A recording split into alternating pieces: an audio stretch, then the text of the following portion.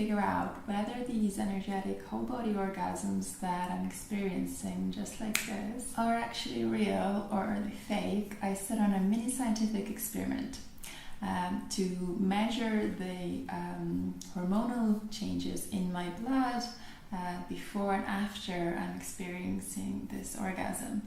So what I did is I went in 3 times to take blood tests. One was a baseline where I wasn't doing anything except for reading a book and letting the time pass, and then just checking the hormone changes after 10 minutes and after half an hour. A second time I went in and I did a 5-minute orgasm, measuring the hormonal changes before and after, and also after half an hour rest. And the third time I went in, again I took the blood test, then went into a 10-minute orgasm, and then took the third sample after half an hour rest. And this was my mini experiment that you're going to see now. I'm about to take my first blood test, and this is in a normal condition, so that will be the first one. And then I will go into an orgasm for 5 minutes. We'll take another test straight after, and then we'll wait for half an hour and then take another blood test.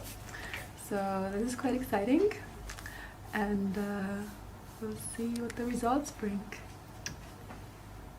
So 5 minutes, here we go.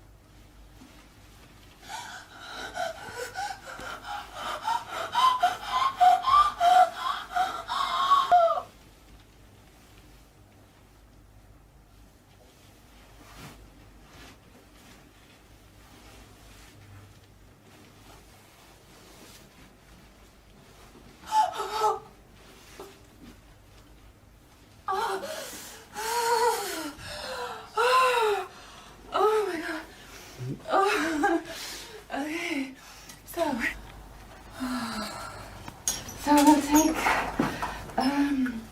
another test straight away to see if there were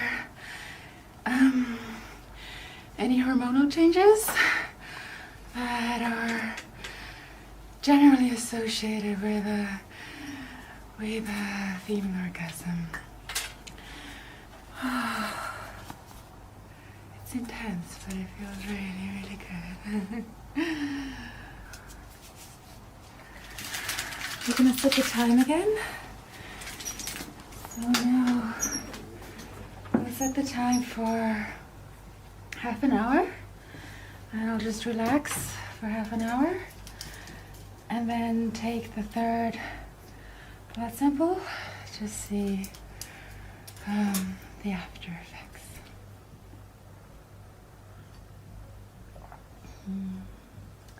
So yeah, this is a topic that, and some people have commented that you're so courageous to do it or expose yourself like that. And to be honest, I do have a lot of dilemmas within me, almost, because sexuality is often maybe portrayed as something negative or low or dirty or sinful even.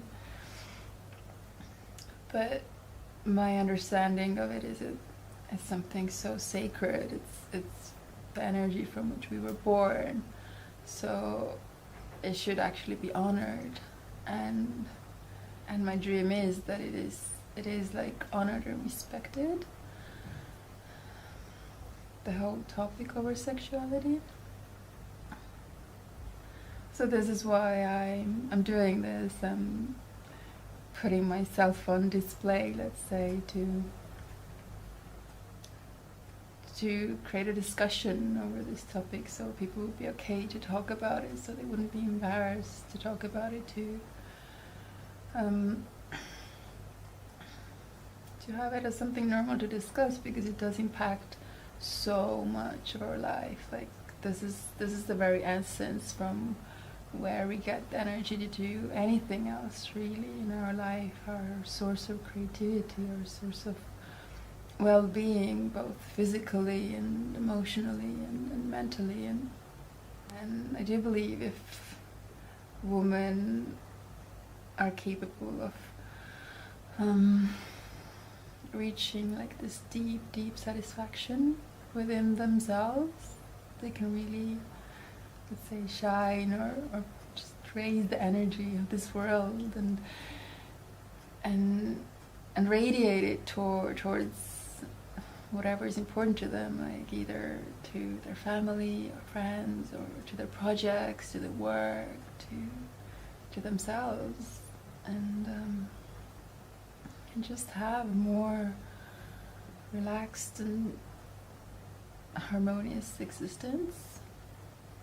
But because sexuality is something that causes so much embarrassment to discuss or to talk, especially if something is not okay with it,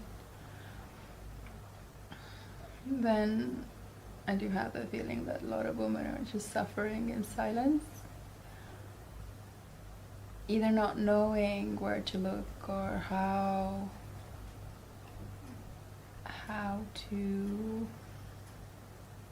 to find solutions,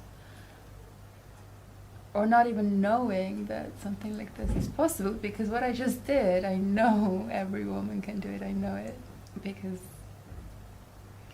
I used to be very, very disconnected to my own sexuality, and it was a huge weight on my shoulders, and I didn't know how to have sex, and I was deeply dissatisfied sexually, and I had so many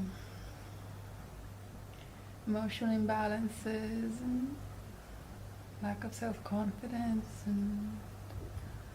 and weak health, and I do associate a lot of it with the inability to be connected to the very essence from which you were born. If this is not charging you, if this is not alive in you, if this is not supporting you, if it's like locked or blocked, then it's like you have no gasoline to feed yourself. And I was very embarrassed to discuss it, and I didn't know where to look or how to deal with it. So I'm pretty sure that most of you who are watching, you are actually starting off from a much better position maybe than I did. I don't know, maybe some of you also have some very challenging experiences. But whatever experiences you have, as long as you're willing to let go of the programming that I can't or I'm not able to, if you're willing to let go of that and just work on yourself a bit and find this essence within you, because every woman has a feminine essence, and if you just get connected to it, then this beautiful source just awakens in you. So it's not about doing what I do, it's about connecting to who you are. So apparently normal orgasm, or I don't know, the word normal maybe isn't the right thing, lasts about 1 minute, and then the after effects can last up to a few hours, like the hormonal changes that happen in your body. So yeah, we'll just see how this compares with like absolutely no genital stimulation. For now, just checking the ability of our mind to change the physical hormonal levels in our body.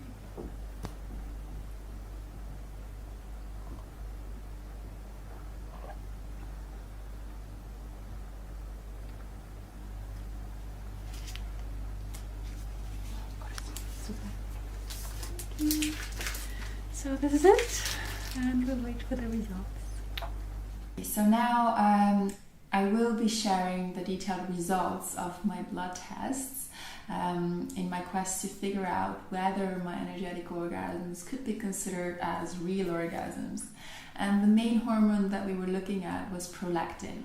Because in previous research, it has been shown that women who were having intercourse and reported having 1 or 2 orgasms, there was a significant increase in prolactin. So today it's acknowledged that prolactin is one of those hormones that definitely goes up if a woman is having an orgasm. And in my baseline tests, the prolactin was pretty much at the same level. There were slight changes going from 206 to 208 to 238, the number that I'm looking at here, but nothing very significant. In the 5-minute orgasm, the prolactin did surge up 25% from the baseline, still stayed quite high up after half an hour rest. And in the 10-minute orgasm, the prolactin actually jumped up 48% from the baseline. So apparently these energetic orgasms that I'm experiencing are actually scientifically measurable and are real orgasms. So this is very exciting news, and I will be continuing this research because there are also other hormones involved, such as oxytocin and vasopressin, which we weren't able to measure at this point. So definitely there will be more coming on this topic